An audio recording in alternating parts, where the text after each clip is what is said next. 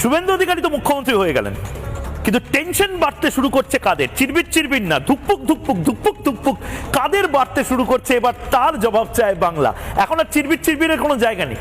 মিনমিনে media পাল্টি খেয়ে গেছে। মিনমিনে মিডিয়া সকাল থেকে রাত শুধু শুভেন্দু অধিকারী জব করতে শুরু করবে। এবার দেখবেন BJP BJP BJP BJP BJP BJP job করতে শুরু করবে।